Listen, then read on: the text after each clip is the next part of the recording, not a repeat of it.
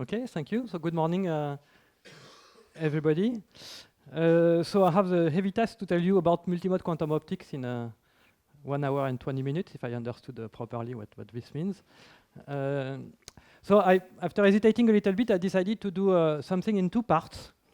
So I will do a first, I don't know, 45 minutes, 40 minutes, I don't know exactly. Really a lecture type on the basis of quantum optics and multimode quantum optics, because I mean many of you don't do any quantum optics in their research, so I guess many of you, some of you will not learn anything, but I hope some will.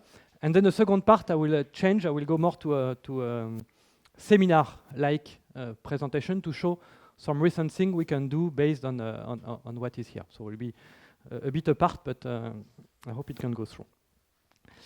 So for this first part, I will try to tell you a little bit how we can model the field, the quantum field, and what are the implications in a multimode point of view. So the thing which is nice is that multimode, usually when I give a lecture to students, is something which is hard because they don't really understand what a classical multimode field is. Well, I guess in this room, if you follow the lecture from the beginning of the week, you should know at least what multimode fields are in the classical sense. So this should help for the understanding. Oh, so this was working like 2 minutes. Still working. So just a little bit of advertisement. So I mean, all of told you there's two references for the lecture part. One is a book from Gilbert Grimbert, Alain Aspect, and Claude Fabre about everything you want to know with quantum optics. And for more multimode and a bit more recent review, we've done this article with Claude, and all I will say this morning, at least in the first part, is in this reference. So if you want some details, don't hesitate to look at that. Okay, so let us start anyway. So just to set the scene a little bit, we'd like to say that when you look at multimode quantum optics, in fact, you have two Hilbert space, even if they don't look like that. So you have Maxwell equations, and I will come back to that. Maxwell equations is a Hilbert space. So solution of Maxwell equations follow the general rules of scalar product and anything like that. And then you have the quantum harmonic oscillator, which also is a Hilbert space. So you have both of them that work together. And in fact, the interest of multimode quantum optics is that you have two things work together, and all the richness of what you can do comes from this kind of things. Okay, and why is this not? So for some reason, sorry. Okay, anyway, I will manage. Okay, and what is important is that you will see, and I will try, but I cannot show everything. But a definition of a quantum state, for instance, is not completely independent in which mode basis you look at it. And for instance, if you take a single photon state, well, a single photon in one mode, but if you change basis, it's not a single photon in one mode anymore. If you take a photon and you send it in a beam splitter, then you have a superposition of 0 and 1 photon, but it's still a single photon state, however, in a delocalized basis. Okay, so with these kind of things, we will try to look during this. So for that, let me first go back a little bit to Maxwell's equation. So this is things you know, but it's good to put back a little bit the formalism. In a way, we all speak of the same thing. Yes, so this, in fact, doesn't like when it's behind, but anyway. Okay, so what I call a mode is a function f, which depends on space and time, and which is a normalized solutions of Maxwell equations. So which means, I don't go into too much details, but it means that you have some more normalization procedure, a volume in which your system is, and your modes are normalized over there.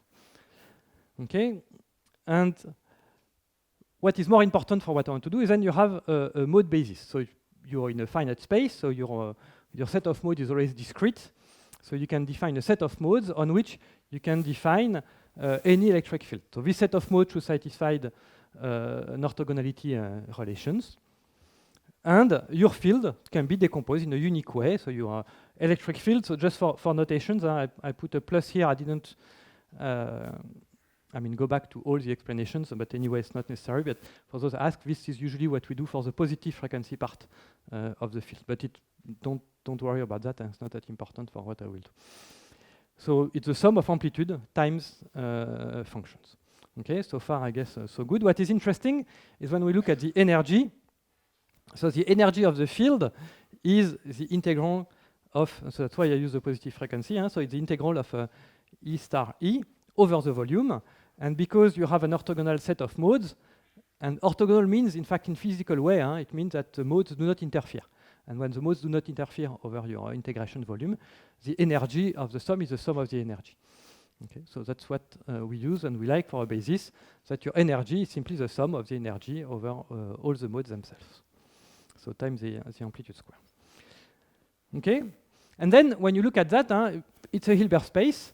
And so in fact, and this is what you do sometimes, this notation of F or R, T, and whatever, which is a bit heavy, now that you have the structure, you don't need. You can simply write it in a bit like direct notation like, so you replace all your mode by the generic notations, which is FM, and then your field can be written, I didn't write it here, but just as a sum of EM, FM, forgetting about the vector and everything.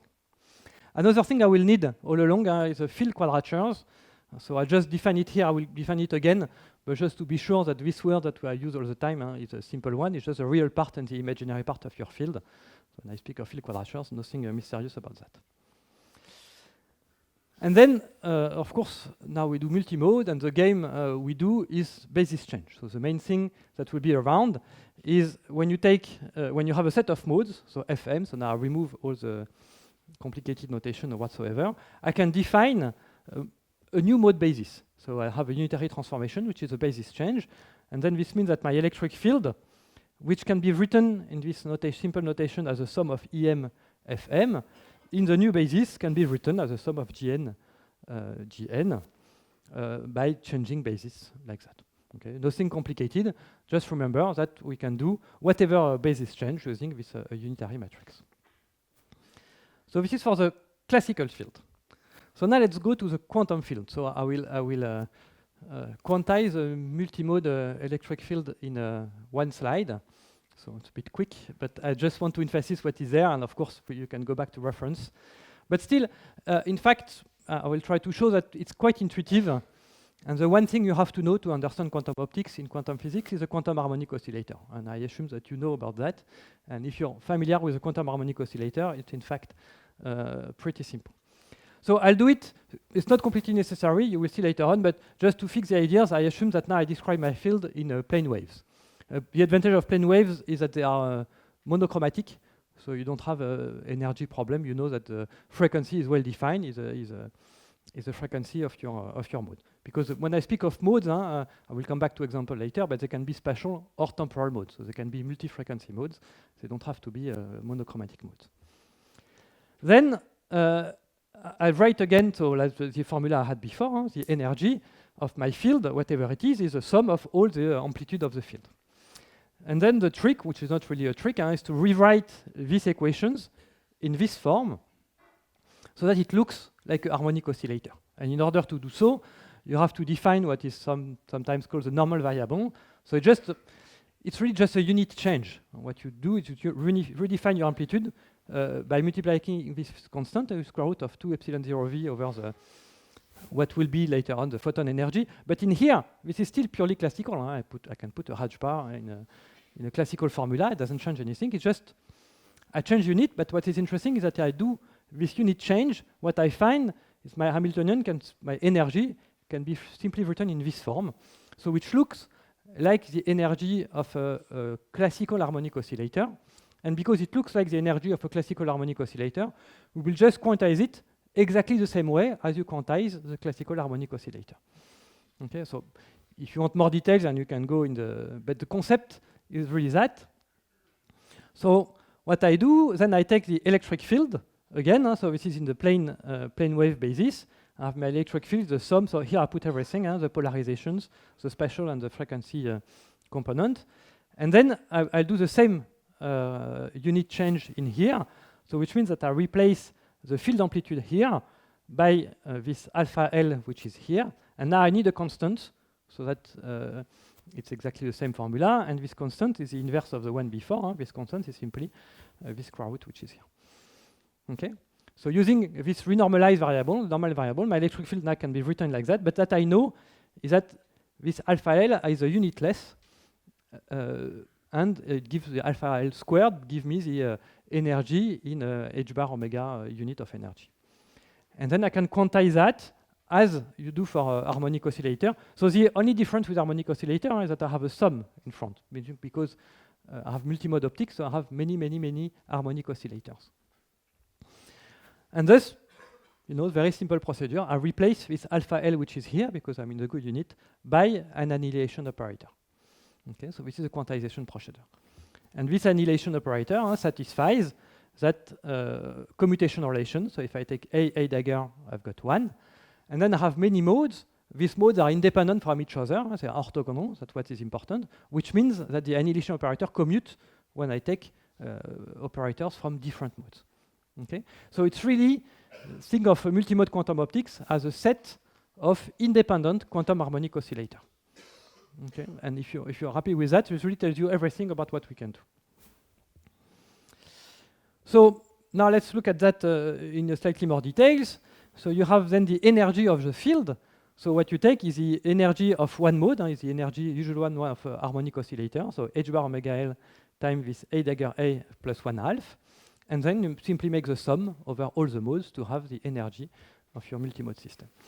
Then you can also define the momentum. We won't need it, but I just write it for those who want, but it's the same. You can write the sum of the momentum for all the oscillators. But what is important is when you look at that, then you do the complete analogy with the harmonic oscillator. And so you say that it's an assembly of particles of energy h bar omega L and momentum h bar k. So the only difference, so sometimes people get confused even if it's obvious, when you have a quantum harmonic oscillator, the usual one, you have one particle in a harmonic well, and the different levels are just different energy levels of one particle. Here, I have no particle, I have a light field, and then we do the analogy that the different energy levels are actually the number of photons. Okay, so here there can be many particles which are photons in quantum optics, while in quantum harmonic oscillator you have one particle and with different energy level. Okay, but because the energy levels are equally spaced, we call them photons, so different particles. So the field, we can introduce the particle number, so the number of photons, which is NL, which is simply A dagger L AL. And this is what you should know about your quantum harmonic oscillator. It has discrete eigenstates, which is good, which is the photon number state. So for one mode, that satisfies NL is equal to NL. Okay, so let's move on. And look, so I will not give too much detail in that, and just a reminder. So I wrote again the Hamiltonian here, and just to be sure about this quantum state, so I said it before, n is the number of photons. For one mode, any pure state can be written as a decomposition over the photon number. Okay, and this photon number state is called the Fock state. And this satisfies, just for you to know if you never want too much, that when you apply the annihilation operator, you have sorry, so the -1 is missing here. It's NL -1. So square root is correct, but the -1 is missing, and here you have a +1. Okay, so annihilation and creation operator. But both are missing, actually, I didn't see. So the copy-paste didn't go properly here, sorry. So this is n-1 and this is n+1. Okay, so the constants in front are correct, but not the state. I hope after it's correct, because it's the same. Yes, here they are correct. You have a -1 and a +1, so you can look at the second one. So the second one is exactly the same, but now in a multimode scenario. And it's a tensor product, so all these things act independently. So when you apply the annihilation operator of one mode in a multimode Fock state, when you have a well-defined number of photons in each of your modes, well, you act only in the corresponding modes, and you remove or you add the photons. Of course, now if you look at the general, if you want to do the same as here, but for the multimode field, now it's a bit more complicated, because you have many possible Fock states. So the basis is huge, and for each of possible Fock state, you have a complex number in front. So that's interesting, because if you compare the number of degree of freedom for a classical field, so if you take one mode, you have one amplitude, so one complex number, while for a quantum state, you have a discrete set of complex number. Now, if you take multimode, you have m modes. For a classical field, you have m complex number, Now here it's exponential because you have all the cross term and the correlations. So the space of state you have with quantum optics is huge compared to the classical one. And this is why it's interesting. But it's also why it's complicated. So experimentally, I mean, we'll explore only a very, very small subset of the possible quantum states which are there. But it also tells you why, I mean, it's not only for quantum optics, but why quantum physics is interesting for quantum computing, because you have a huge space for the same number of modes which are available. So potentially you can do much more things. Okay, so now, of course, I did it for the classical field, so let's do for the quantum field what happens when I change basis. So what we have seen, if you change basis, so I start from the plane wave mode, but it's not important. I have this matrix that goes from one basis to the other one. What happens to my quantum field? So the electric field in the U basis, which is what I wrote before, simply the sum of, remember, this is not the amplitude, this is the constant, the square root of h bar omega over 2 epsilon 0 v times the annihilation operators times U. But then I know that my field, quantum field, can be calculated from whatever basis. So if I had done the calculations or the quantization from the basis Fm instead of UL, I would have found another decomposition of the field, so with other annihilation operator, which I call B, and potentially other constants, which I call M, and the two are supposed to be the same, because physics is unique. I only have one electric field. And because the two are the same, now I can replace here, I can replace Fm by this and make the calculations and say that if I replace Fm by this, I will have a formula as a function of U. U being a basis, the decomposition is unique, and I can compare the two formula.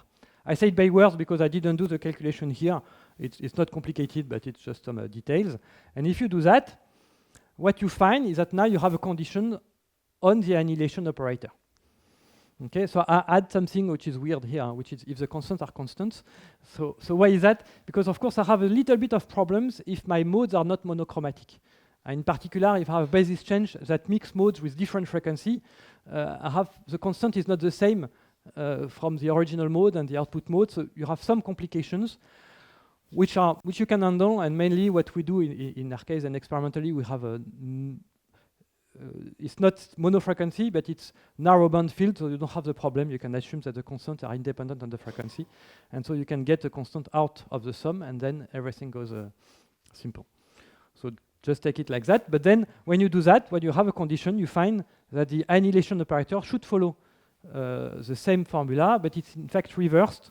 So the one that follows the same as this one is really, if you want to have an input-output relations, so the output modes follow the same relations as the output creation operator.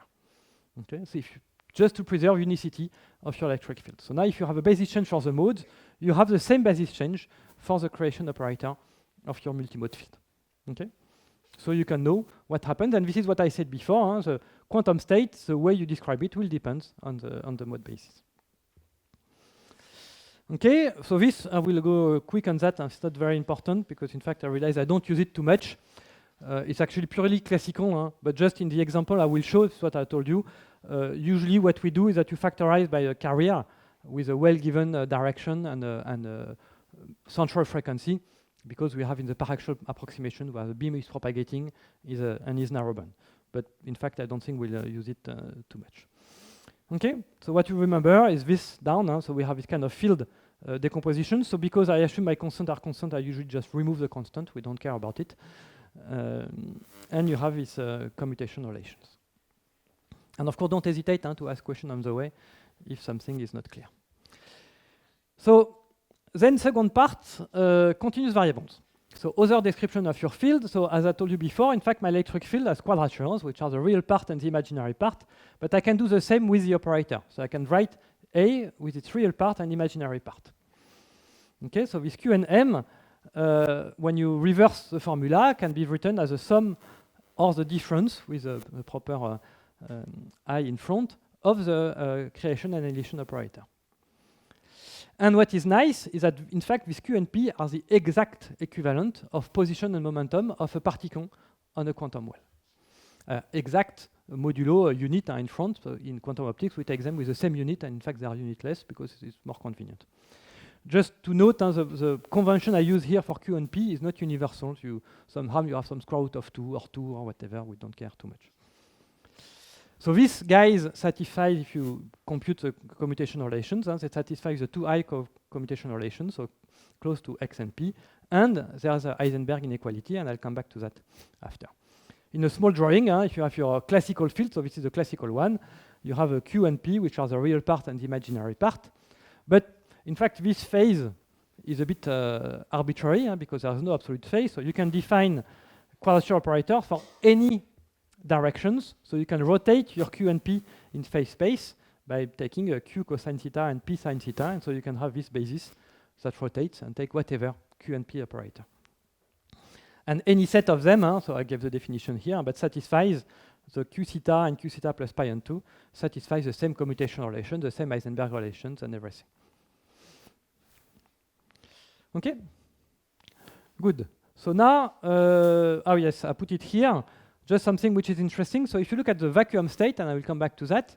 So if you have the vacuum, so for one mode, so no excitations. Of course, if you take the mean value of Q, it is 0, because the mean value of the annihilation operator or the creation operator is 0. You have no photons. But then if you take the variance of Q, so if you calculate the mean value of the square of Q, so here I put the calculations. So you take this one, and actually took this one, you square it. So you have the square of that with the exponential, and then you have a dagger plus a dagger a. So all these terms are 0, because if when you apply annihilation operator to 0, it's 0. Creation operator to 0 on the left, it's 0. This one is 0, but this one is not, because a dagger times 0 is 1 now. Okay, so now you can calculate this one easily by commutating it. So a dagger is a dagger a plus 1. The mean value of a dagger a is 0, because it's photon number, and what remains is 1. So this mean value of Q squared in the vacuum is 1. And this is the vacuum noise. Okay, so it's the fundamental state of your harmonic oscillator. It has noise. So the quadrature, so the field itself has a mean value which is 0, but it has fluctuations, fluctuation of the vacuum. Let me come back to that by looking at current state. So I assume that most of you have heard about current state, but maybe not exactly the way I will show it here. So I just do a very simple recap on current state. So current state, formally, it's eigenstate of the annihilation operator, but it's a good description of ideal laser light. So in fact, it's the best light you can do classically, the best in a quantum noise point of view. But it's really it's very, very good modeling of your laser light. So what are the properties of this guy? I don't demonstrate everything, that's not the point here. But what is important? If I take the mean value of the electric field in a current state, I have, and this is for a monochromatic field, I have the equivalent monochromatic field. But what is important, because is that the energy of a current state is in fact, when I calculated the energy, classically I had the same formula. So what you see here is that the energy of the current state is the same as a classical equivalent, it's h bar omega 0 modulus of alpha squared. You just have a 1/2 different, which is a vacuum contribution. Okay, so it's a state which is very similar to its classical counterpart. And then when you calculate now the variance of the electric field, you can do as I did before for the vacuum. What you find is that the variance is the square of this constant here. And what is important is that completely independent on the value of alpha. And then I will show you in graph, it's easier to understand. But what is important, a current state, whatever its mean value, has the same noise. And this gives a good interpretation of what a current state is. If you don't mind, I will show the graph before, as I didn't realize it was later on. Where is it? Here. And I'll comment the equation after. So the quadrature satisfies, this is what I calculated before, that the variance of the quadrature are 1, is equal to 1. And I calculated in the vacuum. So usually, what people do is that they represent, it's a bit naive representation, but it helps the vacuum like that. So you have 0 mean field, but you have fluctuation in Q and P, which are about 1, so which put a circle of radius 1. So when you do a current state, what you see is the same noise as the vacuum, because it's alpha independent, it has a different mean field. So what you put it here. And mathematically, in fact, it works very well, mathematically you can construct a current state by the displacement operator applied. In fact, I have applied on the vacuum. I think I ran out of battery in my pointer. And then if you calculate the fluctuation in photon number, which is what's written below. Hope this is still on. Yes, amazing. So really the good interpretation I like of current state is as much a classical field as you can do, so which means that you take your mean field and you put on top of it the vacuum fluctuations. And mathematically, just a displacement of the vacuum in phase space. Okay, so it's quite easy to remember. And when we do a simple calculation, what we have is that we have noise. Now for our current state, if you calculate the mean value, the variance of photon number, it's n. So you have what is called shot noise for us, and it's like Poisson noise in a current state. So the noise in photon number is equal to n. The noise in quadrature operator is equal to 1. Okay, and this is really the main source of noise in the what limits experiment.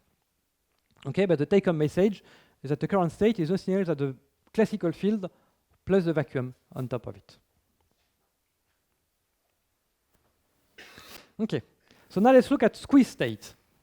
Squeeze state is the same idea. So you start from current state, but now what you know is current state, you are bounded by the Heisenberg inequality, but nothing presents to have one smaller than the other one. So in a naive picture, squeeze state is just a deformation of current state when you reduce one direction and increase the other one. But this is a bit remarkable because it means that these directions have fluctuations which are smaller than the vacuum fluctuations. So formally, you just define as a factor. And again, squeeze state can have a formal definition through an operator. So you can start from a current state and apply this operator to generate a squeeze state. This formula here is interesting for two reasons. So one is meaning that because you can apply this operator to current state, so this is still a pure state. It's a unitary evolution of your system. So it's still a pure state that satisfies Heisenberg inequality. And second point is nice to look at this formula because what you see is here it involves the squared of the annihilation operator and the squared of the creation operator.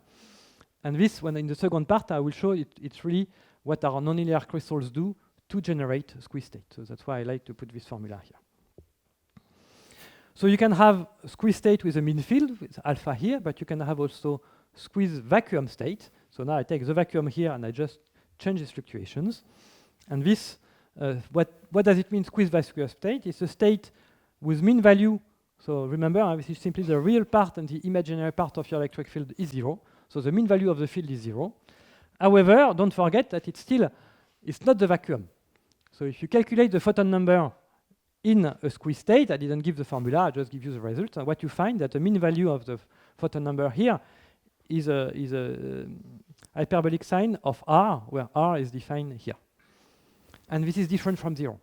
So really, sometimes people get confused.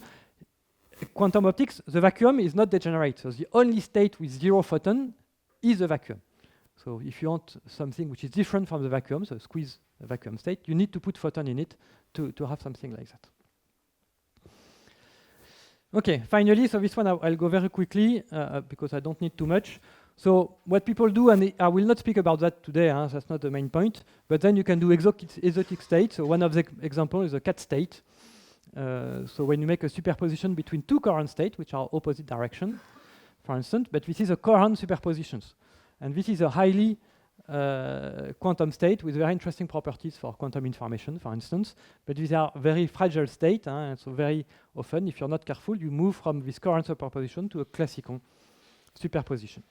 But don't worry about that, it's just to show this kind of things exist.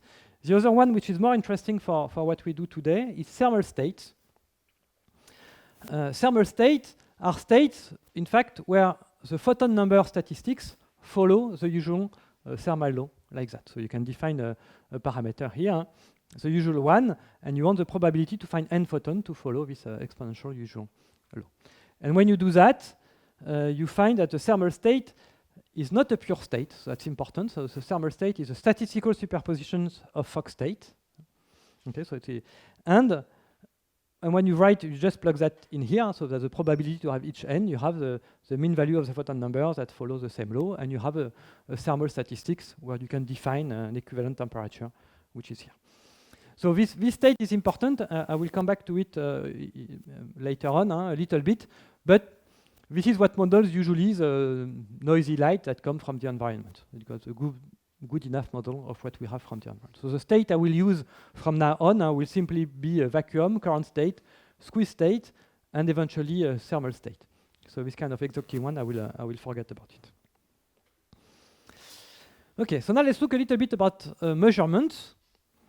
And it's nice to put that into perspective. So it sounds very simple, this, but in fact you can say something which is interesting. If you measure light, so now I take single mode light, and I measure intensity. And I put myself in a regime which is the one we have here usually, where you have light, so it's not a single photon. So you have many photons per measurement time. So if you look at your oscilloscope, or whatever apparatus, you have a mean value of the intensity plus fluctuations that come from the discretization of your light. So when you have many photons, the nice thing that you can do, what we do usually, is that you just, instead of looking the intensity, you just take the intensity minus its mean value. So you go look around the mean value. So formally, you define the fluctuation operator, which is I minus its mean value. And for the annihilation operator, I can do the same.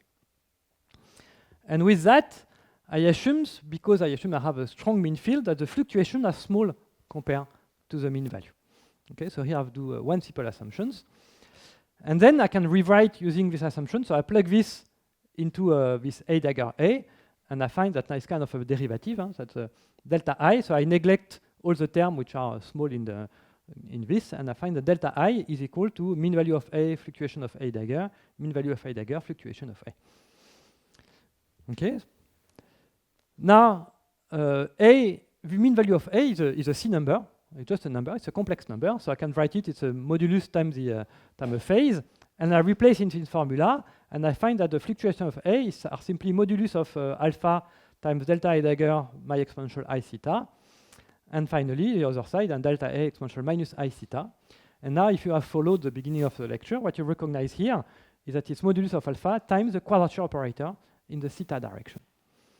Okay, so when you measure intensity, when you have a mean field, in fact, what you're sensitive to is a quadrature operator. It's well known, and we have intensity. In fact, you're sensitive to field fluctuations, but in a given direction theta, which comes from the field itself. So it's a direction of the field. So it's not any direction. And I take back the same diagram as before. Now theta is really this one. So I have a mean field, which is here, which is alpha exponential I theta is this one. And so the quadrature operator I measure is this one. So this is fortunate. In fact, what I measure is simply amplitude fluctuation of my field. I'm measuring intensity. I'm completely insensitive to phase fluctuation in the other direction. So all is fine. Physics is preserved. We're happy. So intensity fluctuation, as I say, are proportional to quadrature. And then what you can calculate is the fluctuation of your field, so the variance. But now it's easy when it's written as a quadrature operator. So the fluctuation you have are simply n, so the total photon number, times the variance of the Q operator. And now if you have a current state, now it's easy to calculate. If I have a current state, I know that it's normalized to 1, these fluctuations. It's like the vacuum.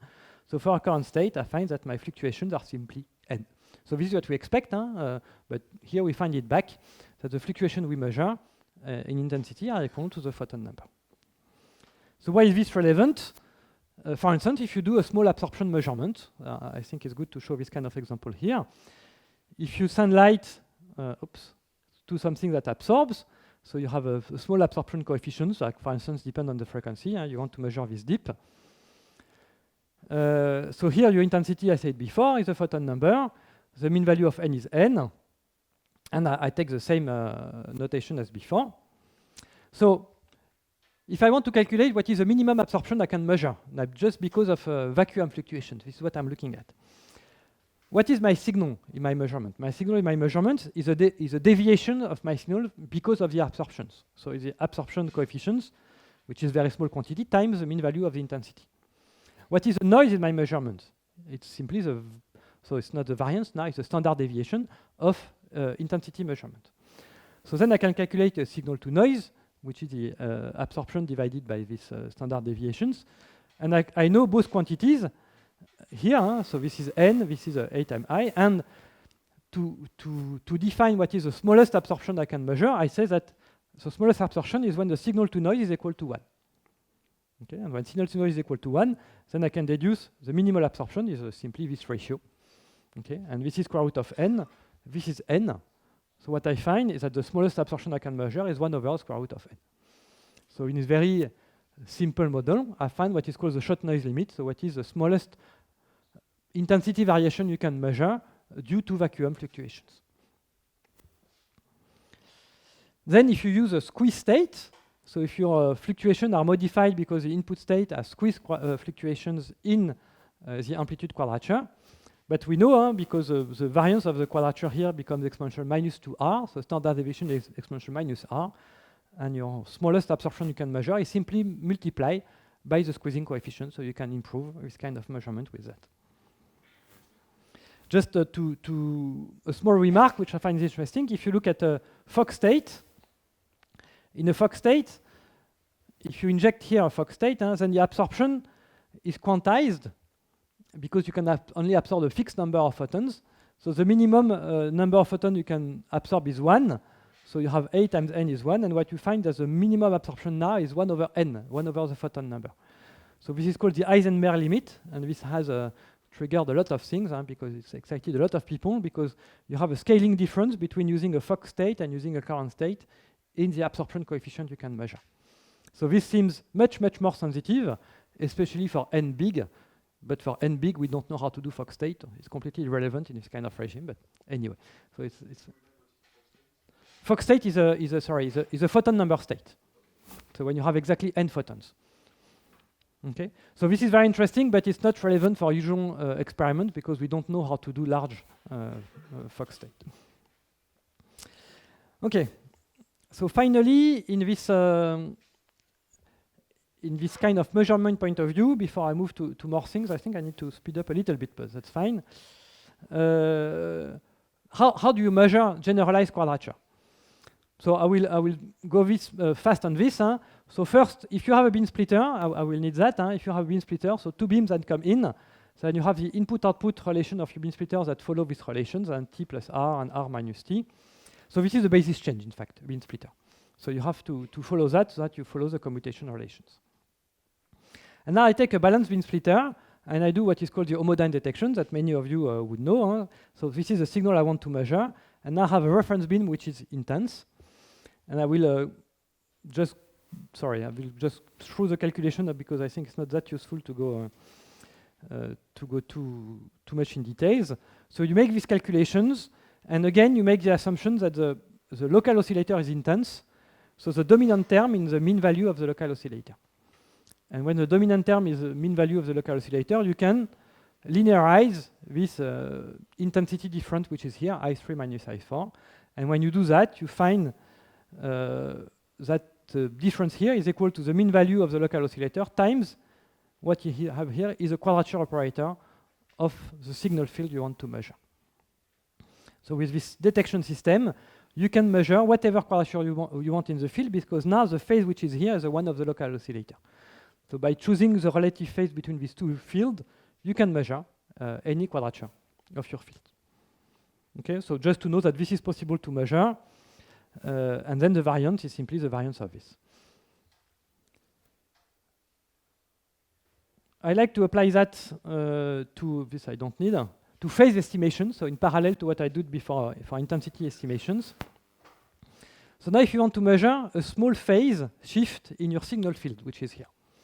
So you assume that your signal field has a mean value, which is alpha exponential minus I delta theta. And when, in fact, you want to measure a small phase variation around a known phase. So I assume that the known phase is delta theta equals 0. So I take alpha, which is real, and I want to measure a small phase around this real field.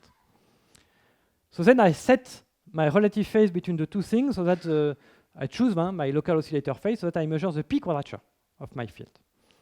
So why do I do that? Because if I look at the mean value of p here, so p, remember, it's I dagger minus a. So it's I dagger minus a, so it's alpha exponential I minus alpha minus exponential I delta theta. And because delta theta is small, so this is a sinus function, and because delta theta is small, this is simply 2 alpha delta theta. Okay, so the p quadrature when the delta theta is small becomes simply proportional to the mean field times delta theta. And the mean field is the square root of the number of photons in the signal field. So what I measure here is simply 2 delta theta. So in fact, I'm doing the same as before. Here I have this is my signal in my measurement, and then I know the noise because I'm measuring a quadrature here. And if I assume I have a current state, the variance of this is equal to 1. So I have both the signal and the noise. So I can again calculate the signal-to-noise ratio, what divided by 1 is not too complicated, and my signal-to-noise is simply 2 delta theta square root of n. And again, the smallest delta theta I can measure is given by SNR equal to 1, and with this I find that the smallest phase I can measure is 1 over 2 square root of n. Okay, so in very simple model again, you find what are the smallest quantity you can measure with this field. Okay, and here again, you can use phase squeezing if you want to improve that. Good. So one more point I wanted to do in measurements, which may be more related to what we have here, is what happens when you have many measurements at the same time, and not only one. So if you use what I call multi-pixel measurement, so you have many detectors, you have a field which have a given shape, and you do multi-pixel, so now it's a camera like that, but it can be whatever measurements everywhere on your field.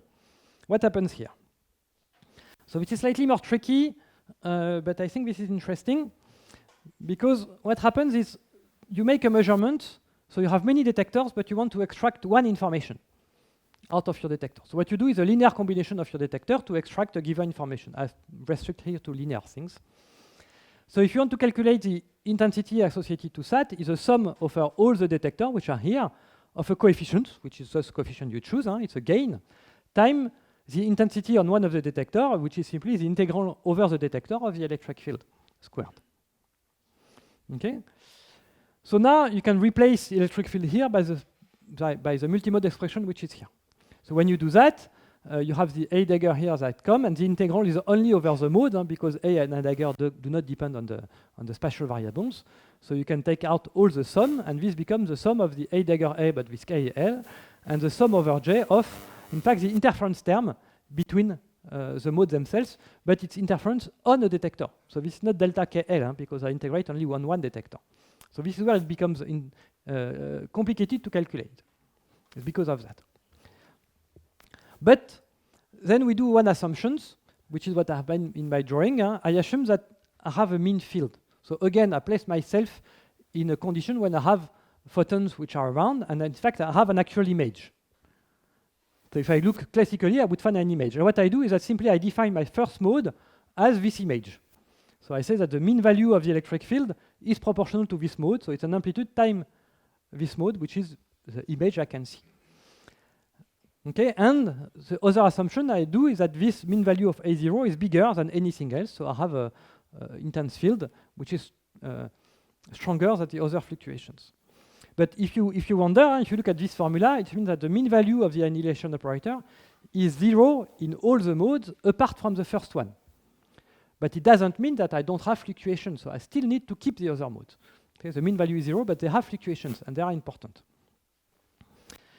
So now, which means I can linearize again. That's a good point. I can take alpha 0 as a dominating term, and I keep only the term which are proportional to alpha 0, so which have alpha 0 in there.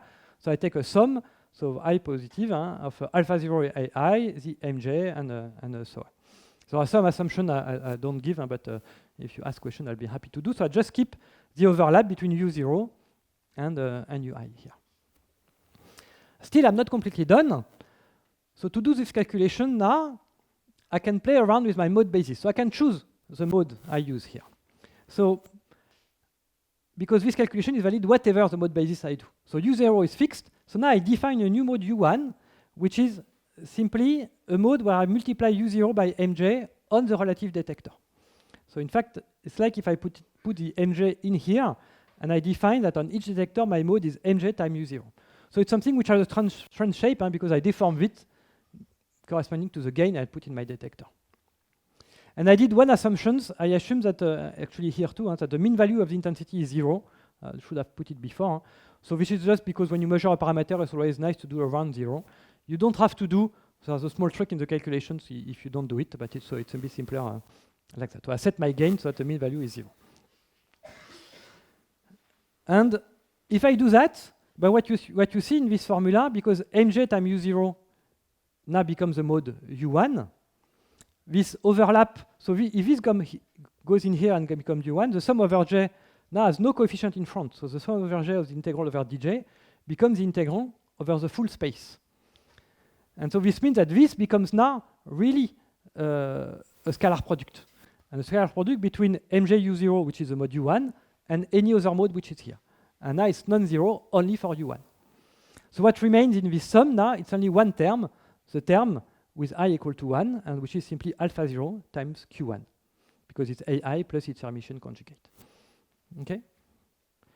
And so what is very important here is that if you do whatever complicated intensity measurement in some regime, when you have an image, in fact, you're sensitive to only the quadrature of one mode, which is a mode which is complicated, but which is simply calculated from the gain of your detectors times the mean field.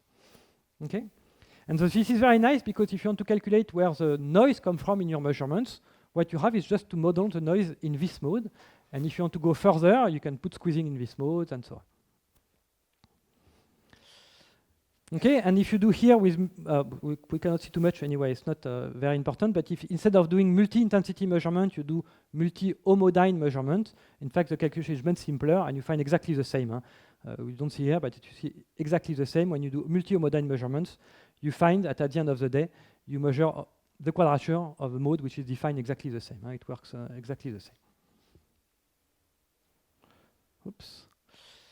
Okay, so this, to summarize a little bit this part, well, let's see. So what I'm telling you here is that if you do a parameter estimation experiment, so like this kind of thing, and you have light beam, I'll come back to that, an optical system that depends on the parameter, then you have a light beam that depends on the parameter, you do imaging system with many detectors and so on, you have an estimator. What the objective is to make the measurement to minimize the noise and to maximize the signal to noise.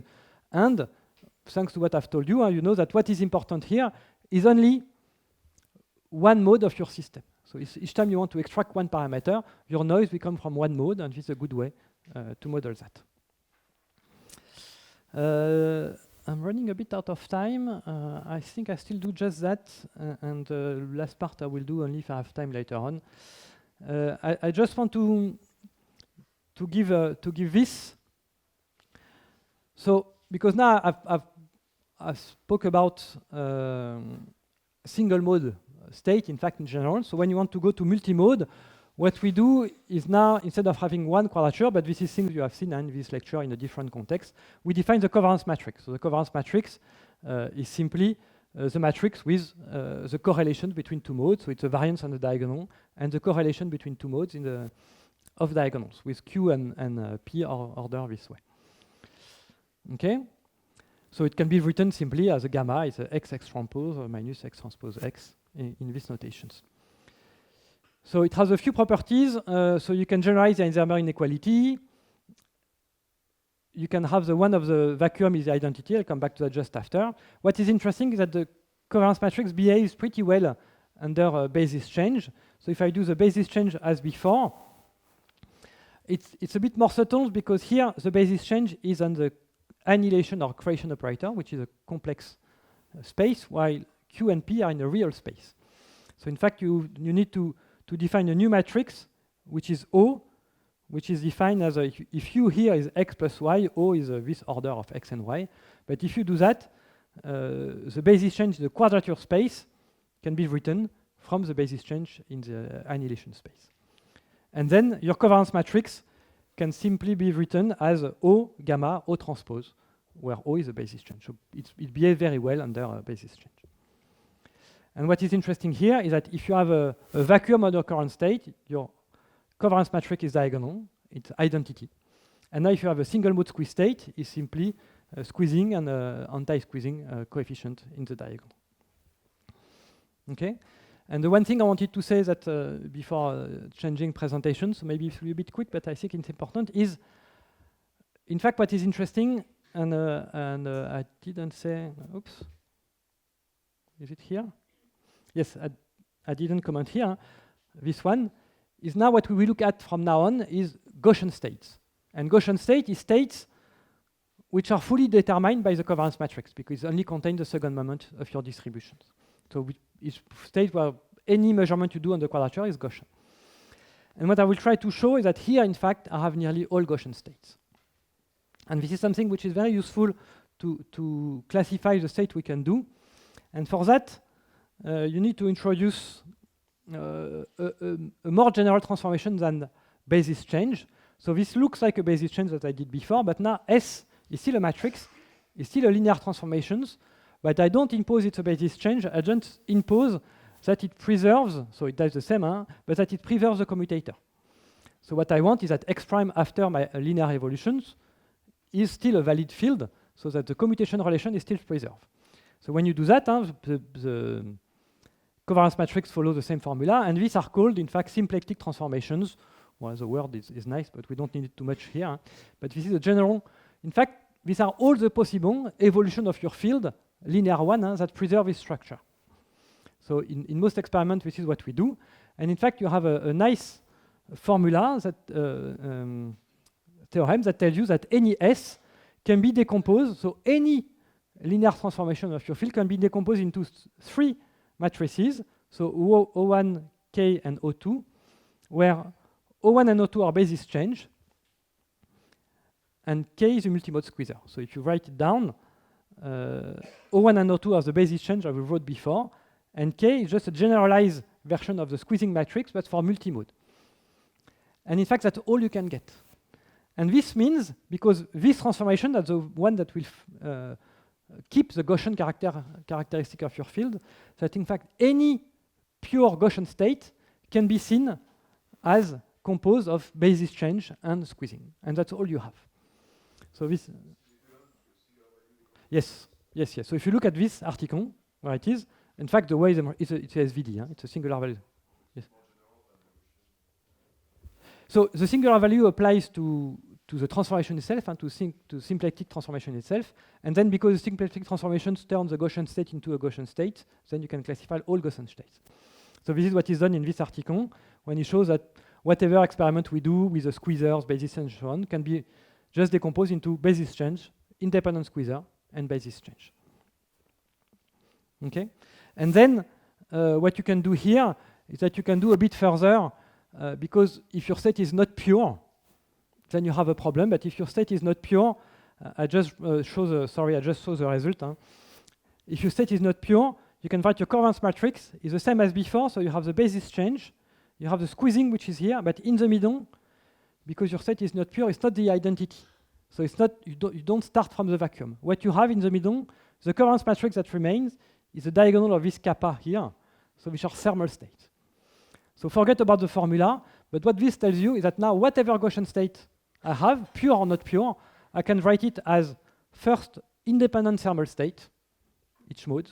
Then I do a basis change, I do squeezing, and I do another basis change, and I have all possible Gaussian states there, pure or not pure. Okay? And this is the state we will use later on.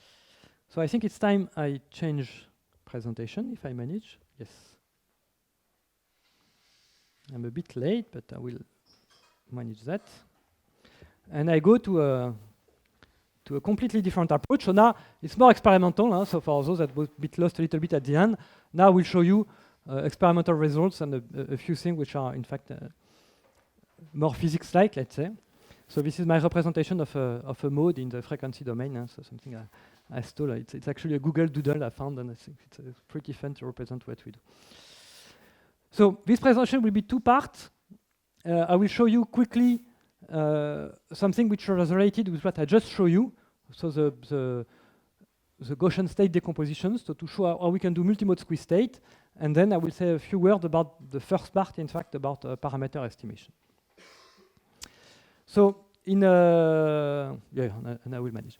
So in the set experiment, so this is now experiments what we do in our group. So what we do is do experiments. So the modes we consider now are not spatial modes, they are time frequency mode. But it's exactly the same. We have pulse light, which can be represented in a frequency code. And then to generate quantum state, what we use is parametric down conversions. So it's this kind of things, and we have a photon in the blue in a nonlinear crystal that give you 2 photons in the infrared. But of course, what you have to satisfy here is energy conservation. But because your pump has many frequencies, and anyway, for each frequency, you have many possibilities. This is very complicated, in fact, process. So it's usually better to write it in a Hamiltonian way. So you can generate 2 photons, so M and N are 2 frequencies, with a probability amplitude that comes from the beam you have on top, and in fact, the properties of your crystal. And this L matrix here, this is a Hamiltonian, so the Hermitian conjugate is missing, but it's there. So this is a Hamiltonian, so this can be diagonalized, this matrix here. So if you look in and this is nice to do with a photon picture, so what is written here is that if I take my pulse here in the blue, I get pulse in the red. If I look in the frequency domain, I generate pairs of photons. So this is what is written here, in 2 frequencies, with an amplitude that depends on what I have at the entrance. But because this is a matrix, I can diagonalize, and I can find an eigenmode basis of this system. And then if it's eigenmode basis, if this is Gaussian, that's always, it's simpler. The eigenmodes of this matrix are Gaussian shapes, so Hermite-Gauss modes, but now in the time domain. And now the 2 photons, instead of being in 2 different frequencies, they go in one of these modes. Okay, and then the Hamiltonian become diagonal, with S is the creation operator in this mode, and now you see this is the squared of S, this is my squeezing operator, which is there. And so what happened in this Hamiltonian, that if you look in the good basis, it's my set of squeezer, is the K matrix I've shown you before. Okay, so this is exactly what I've told you before. I have this complicated Gaussian state, but if I change basis, it's simply a set of squeezer in this basis. And this, in fact, what people do in this regime, they played a lot with this matrix L. So in fact, this matrix comes from, so this is omega I and omega S, and the 2 frequencies of the 2 photons which are here. And the 2 parameters you have is a pump spectrum and the crystal properties. So you multiply both, and you get this matrix. So this one is this L matrix. And what you do is, again, a singular value decomposition, where it's not diagonal, of this matrix to get these eigenmodes which are here. And then what people do in experiments, they play a lot with phase matching, pump properties, to go from this shape when you have many modes, this shape when you have only one mode, and you can play around to control the number of modes in your state by playing with that. So in our case, and I will do just to show what we do, but it's quick, we have 2 experiments, so one in a cavity, but it's exactly that, in a crystal cavity and a pump, or one in single pass, it's easier to understand. So this is a waveguide when you have pulse light that goes through, and that creates, in fact, this state, which are multimode squeeze states. Okay? So then, how do you characterize this state? Because it's quite nice, but you have now a single beam that goes out, which is multimode in the time frequency domain, which each modes which have different pulse shapes have different quantum properties. So how do you do that? So I just put it again here, but this is exactly what I explained during the first part, except that it is a time frequency domain. So if I look at my field, which is composed of many frequencies, each frequency is a quantum harmonic oscillator, which satisfies these things, and eventually it's a current state or whatever state it is. And now if I want to measure a given pulse is one mode, if my space, but this mode now is defined as a linear combination of all the frequencies. Okay? And so the quadrature of this mode is a linear combination of the quadrature of all the original modes. Okay, so what I'm doing here is a basis change I spoke about. I start from the single frequency mode and I go to this pulse shapes, which is a linear combination of the frequencies. So in fact, this is purely classical, just to say that a pulse is a combination of frequencies. There's nothing fancy about that. It's just it transfers to quantum optics very easily. And then experimentally, what you do is exactly that. So you do the classical part. So you take your field, you use a spatial light modulator to generate a pulse. So this is implementing this f function classically.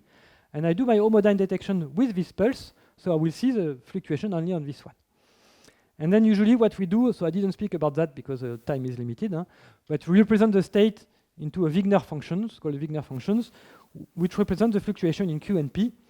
So when you have Gaussian state, it's nice because it looks like a nice double Gaussian. And so it's a nice representation of your state. And by changing this, we can measure all the modes at the output and reconstruct your state. Okay, so why is that fun? Because what people try to do in this domain is entanglement. And entanglement, it's correlations between the field. But if you follow before, entanglement, you have correlations, but we still have a Gaussian state. So the entanglement is the same as whatever. You can decompose entanglement through a basis change. So I didn't demonstrate that. I'm just telling you because I have no time to actually demonstrate it. But if you take two squeeze states, you put them on the beam splitter, so which is a basis change, which is simply a rotation, what you get is two entangled states. So this should be clear, just to comment. If you take one single photon, that's what I was saying before, one single photon, you go into a beam splitter, it becomes 1, 0 plus 0, 1. So with a single photon, it's well known that you have entangled state. It's the same with squeeze state. So because of the reduced fluctuation, you get correlations, and these two modes become entangled. But this, you can generalize. So this is a simple basis change, but now I can do a whatever basis change. So I take n squeeze modes, I do a multimode basis change, and now at the output, I have a complicated entangled state, which people represent usually with a graph, where each node here represents a mode, each ball, and each of these things is correlations. Okay? But in fact, this is still my covariance matrix. This is just a way to describe the covariance matrix. I'm still Gaussian. And in our experiment, our modes are traveling like that, but it's still multimode. So we can implement a basis change by changing the pulse shape we look at and generate this kind of graph state. So this is what we have been doing. So this is some example. So with the same experiment, so we didn't change at all the experiment. We just changed, thanks to this pulse shaper, the mode basis on which we measure. So in fact, we emulate the basis change by simply changing the detection system. And by doing that, you can explore many different types of graphs that are used for whatever you want then, but it's usually the base, I will come back to that just after, to quantum informations. So these states are called cluster states, which is not that important, but what is important is just by changing your detection system, you can change the actual state you are looking at. Okay, just to comment, to finish on this quantum part, just to comment on the single pass, so the results I've shown you before are in the cavity-based experiment. It's nice because in a cavity you control very well your modes and so on, so it's a bit easier to do. But still, we are moving now to PPKTP, so to single pass experiment in a waveguide. Why is that? But in a waveguide you can have a lot of nonlinearity, so it's efficient. So which means you don't need the cavity, and then you don't have the filtering of the cavity, and so you can have more modes. So in these guys, now we have 21 modes. So it's the beginning of this experiment, so still working well. So if you look at the mode shapes, they have this complicated spatio-temporal shape. So this is from the article. And then the hope, and this is a bit, I'm taking a little bit of Valentina Parigi, we are working together, but this is more her project in our group. The objective, but I put it here because it's related to what we have heard here, is to really increase the number of modes to now go to quantum networks which are potentially complex. So they are not regular, they are not completely random, but we work in the middle and try to generate these things, but now where these networks are quantum networks, and look at the implication of that to quantum communication, to other applications. Okay, so that's a long-term trend, in fact, of a big part of the community. And if you look at articles for other groups, you find many articles where people are trying to generate as large, as complicated, or whatever you want, whatever structure of graph states. From, at the end of the day, it's always the same idea. If you look at this experiment, you have squeezers at the beginning, and just a different way to mix these different squeezers to get this kind of topology or different graph. Okay? But it's always the same ideas. Squeezers and basis change. The advantage is that in this regime, we can do squeezer in a deterministic way, and so you can generate a lot of them, so it's in fact not too hard to generate a complex graph in this regime. So just to comment, so this is a nice per se, it's interesting, you can do interesting physics, but all the articles are claiming, which is not completely wrong, that you can use that for quantum computing. I just want to comment that for quantum computing, something is missing here, because the statistics, I've told you, all the statistics, we start from squeeze state. So even if we do basis change, we still have Gaussian states, and all the statistics we measure are Gaussian statistics. Okay? So because they are Gaussian statistics, they can be simulated efficiently with a classical computer. So you have two ways to see that. So either in a computer science way, there is a demonstration of that here, that any system that delivers Gaussian statistics can be simulated efficiently with a classical computer, or in a more physics way, because your Wigner function, so now for those that know a bit more about Wigner functions, your Wigner function is Gaussian. It's like a probability distribution for all your measurements. And so it's your hidden variable model in the Bell inequalities. So which means there's no way you can violate Bell inequality with Gaussian states. And so you cannot go far enough to do any quantum information applications. So these things are very nice. You can get very large graph state, but it's not enough for quantum information. For quantum informations, you need to add a higher nonlinearity to go out of the Gaussian statistics. So there's many ways to do that. And in our experiments, and this is the last on this part, we do it by doing one photon subtraction on our multimode state, and that changes the statistic into non-Gaussian statistics. And then you go to a much more complex zoology of states doing this kind of things. Okay, so that's about one example of the application of the multimode quantum optics to multimode state and graph state. Yes? So really, we find ways to take our Gaussian state and to extract one photon. So the way it's been done before, we do slightly differently, but it's equivalent. So because the first one to do that was Philippe Grangier. He takes a beam splitter, which is a weakly reflective beam splitter, and a single photon counter. And when you measure a photon, you remove one photon. Yeah, because this is not a highly non-unitary evolution, so you cannot do that just like that. But that's why it gives you high nonlinearity. It's a very nonlinear process. Yeah. Okay, and now I'd like to finish about parameter estimation. So I'll put back the graph I've put before. For parameter estimation, so it's the same one as before, is about you take your light field, which is potentially multimode, and now you want to extract information from this light field. So you extract information that is about an optical system. So you have interaction with optical system, you have something that depends on theta, and you want your estimator of theta. And here, in fact, so this I have no, I cannot give you all the theory. I'm happy to discuss it if you want. But in a nutshell, there is a tool that allows you to quantify how good this estimation can be. And this tool is called Fisher information and quantum Fisher information. So Fisher information is what?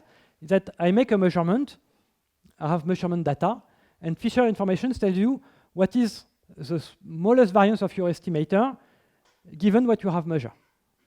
So what is the best way to use your data, in fact? So you find that your variance is 1 over the Fisher information. You have the number of measurements here. So this is sometimes called the classical Fisher information for a difference, but just the Fisher information of a measurement. And then the quantum Fisher information is the optimization of that over all possible measurements, which will be classical or quantum measurements, but all possible measurements. And because you optimize over all possible measurements, it's in fact a measure of what is inside your state itself. So it's something which is measurement independent. So of course it's smaller, and this is what you call the quantum Fisher information or the quantum Kramer-Hauer bound, which is the best you can do to extract your information. And so people play around to try to access this quantum Kramer-Hauer bound. So just one slide, because people will ask the question, so what is the best you can do? So in fact, this is not new. Sorry. I mean, the paper of Hellstrom starts to be old, and there's actually a lot of things inside already. So he derived these limits, and in fact, what you can see is the same as what I showed you before for intensity measurement. But if you take his paper, you look a bit around, you find that the best way to measure a phase, for instance, the best you can get is a 1 over n sensitivity. So remember what I've shown you before. For phase, it was 1 over square root of n for phase measurement with the current state. And what you can see from that is that if you optimize everything, the best you can do is a 1 over n scaling. So it's a bit like absorption. But for that, you need this kind of quantum superposition, which is n and 0 photons in your two arms here. And I told you that it was impossible to do a Fock state with a significant number of photons. So I don't speak about these states, which are even harder to do. So I think the biggest which has been done might be for n equal to 6. with a very, very, very low success probability, 6 or 7, I think, but with very low success probability. So this is, again, it's very nice, but it's completely impractical in the regime we are working on. So in the regime we are working on, I will come back to something which is a bit old, but because it corresponds to what I've told you. So now, if I want to measure, if the parameter I want to measure is the position of this beam, and then I use this kind of multi-pixel detector, so the one I modeled during my lecture. So there's two ways I can analyze this. So first, I can look at the information which is in that. So in a simple way, because this is a small displacement, I can write that my electric field which is displaced is the original one, plus the displacement times the derivative of the field. So if I make it in mode, this I have a Gaussian beam. Gaussian, I'm speaking of image and not for quantum state anymore. It's a laser pointer. When you displace it, in fact, the derivative of a 0,0 mode is a 0,1. So in fact, the information on the displacement in this mode here. And now if I look at the measurement which is done with this multi-pixel detector, I've gained plus here and minus here to measure the positions. So what I do, I remember, I told you what you do is that you take your mode and you multiply by the gain on the left and on the right of your detector. So if I gain plus on the left, minus on the right, so I take this mode and it becomes what we call sometimes a flip mode. So this split detector, in fact, doesn't measure exactly this mode, but it's actually a very good overlap. I should have put it the same way, but it has a good overlap with this one. It's in fact 65%, I don't remember exactly, but in intensity, 65%, I think. And so this detector is nearly optimal to measure this. So what you see, what we can demonstrate is that if you measure this mode, you can reach a Kramer-Rao band, and if you measure this one, you go very close to quantum Kramer-Rao band in this kind of things. And then if you put squeeze states here, you can do a bit better. I think I'm running out of time, so the theory which is here I will skip. I will go directly to the last experiment we have done, which is related to what I've just shown you. It's quick. So let's move to something I don't know much about, but I still put that because it looks familiar here. So don't ask too many questions on the details on this image. The one after, yes, but this one, no. But I mean, one of the issue of imaging when you want to image single emitters is how well you can resolve these emitters when they are too close to each other. And in a nutshell, you're mainly limited by diffraction or by the point space function of your telescope or your microscope or whatever, so the size of your beam in your camera. And so what you want to do in a very, and this is what we do in our labs, we just simplify the problem just to see what is the best you can do, maybe in a not completely realistic case, but anyway, we're looking at the fundamental limits. So reduce this problem to two sources, a microscope or a telescope or whatever, and then you look when you can revolve them, and because of diffractions, if they are too close, and too close is relative to the beam shape on your camera, you cannot resolve them anymore. Then you say, okay, now I have techniques from Fisher information or whatever to calculate what is the best I can do. And here, the good thing is I can do without looking into the theory, because it's quite intuitive looking at what we have done before. So I have two sources which are displaced, one on top and one in the bottom. So I can treat it as two independent sources. They are incurrent. So they are independent problem, it's incurrent light. So if I look at this first one, which is displaced on the top, so I can do the same decomposition as before, except that now I extend it to more modes than just the 0, 0 and the 0, 1. Okay? Because now it's a complete basis. So in fact, it's a basis change again. And then the one which is below, it's the same. So it's displaced the other direction, so you have the same decomposition. The only thing is that because it's displaced the other direction, for the even mode, for the odd mode, sorry, you have a minus sign in front. Okay? But now, because these two light sources are incurrent, the intensity in each of these modes is the sum of the intensities. Okay? So you can, if you measure intensity in these different modes, you can have informations, and in particular, because the displacement is mainly contained in this mode, measure intensity here, where you have access to these two quantities. So what has been shown theoretically, I'll come back to that very quickly, is that measuring intensity in this set of modes is actually optimal to measure the separation between two incurrent sources. But for that, you need, and I mentioned it a bit more because Arthur was nice to mention it during his lecture, you need some apparatus that separate modes. So what we have done in our group a while ago, because, in fact, of a quantum metrology purpose, we designed something so that you take a set of independent Gaussian beam and you make it in a single beam, which is composed of different Hermite-Gauss modes. So unique. So this is a basis change. It's a unitary transformation. The only thing is how to do it. And for what we want to do to measure the separation is the opposite. So you take your combined beam and you want to separate into it. So what you want to do is this thing, and the way we do it is the way presented Arthur on the second day, is that we use this multi-pass cavity, so this multiplane light converter, which, if you look, in fact, this is equivalent to this. So it's a set of a faceplate, and in between you have propagation. And each time the beam goes to this faceplate, it's a local phase front. It's a bit like a SLM that make a transformations, and you have free propagation, so diffraction. And again, a phase transformation, and so on. And when you look at that, this is a unitary transformation. It's a basis change. And you can show that, in fact, if you have enough reflection, you can do about any basis change you want with this. So this is what we do here.